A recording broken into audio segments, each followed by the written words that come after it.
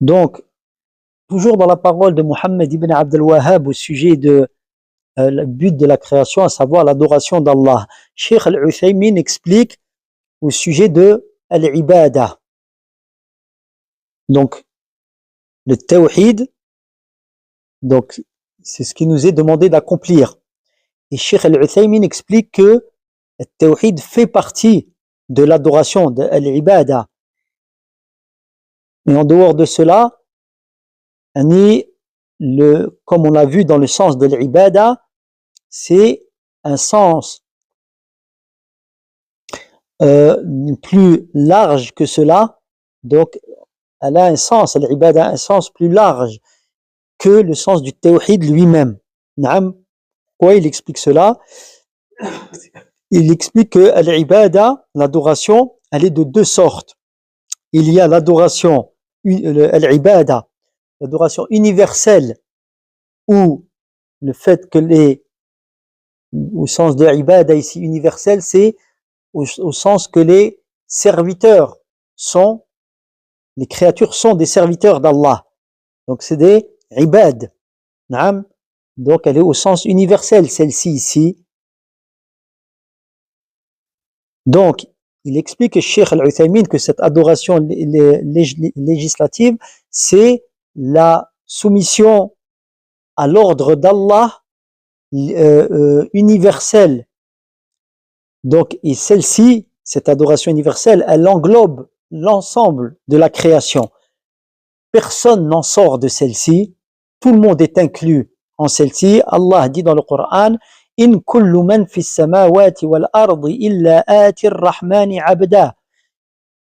Tout ce qu'il y a dans les cieux et dans la terre viendra vers le miséricordieux, soumis, abda, servant, esclave. Donc cette ibada, elle s'applique, cette ibada kauniya universelle, elle s'applique à toute la création. C'est dans Surat Maryam, verset 93, Surat 19. Donc elle englobe le croyant, le mécréant, le bienfaisant et le pervers.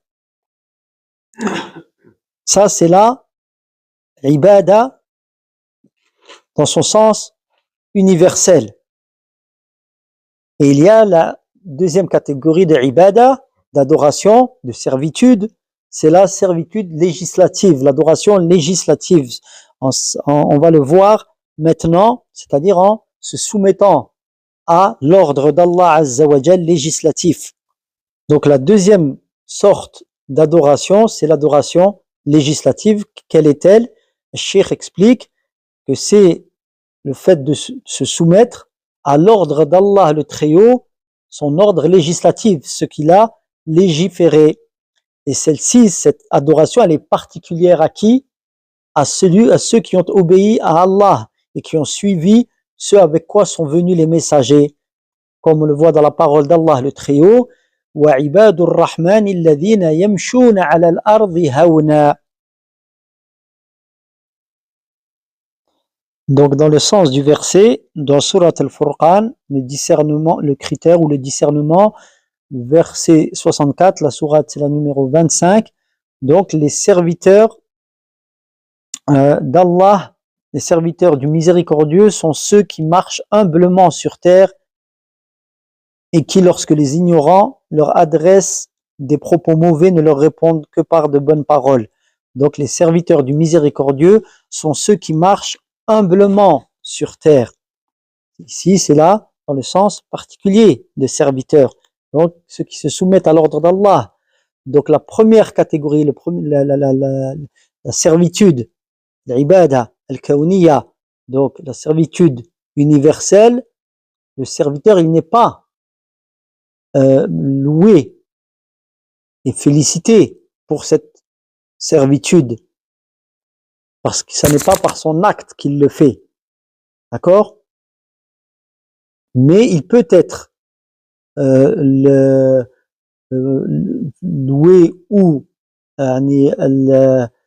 pour cette servitude en ce qui ce qui peut en découler de remerciements de sa part pour un bienfait, donc universel qui lui arrive, un bienfait qu'Allah lui accorde.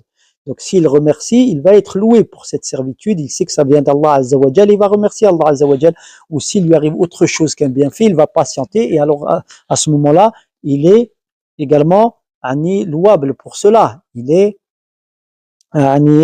peut être félicité pour cela, mais en soi, dans la première catégorie de servitude, l'ibad al-kawniyya, universelle, servitude universelle, il n'est pas loué pour cette servitude. Contrairement à la seconde catégorie de servitude, al-ibadatu al-shar'iyya, alors pour celle-ci, il sera loué. Parce que il se soumet, de son propre chef à l'adoration, à l'ordre d'Allah Azza wa Jal.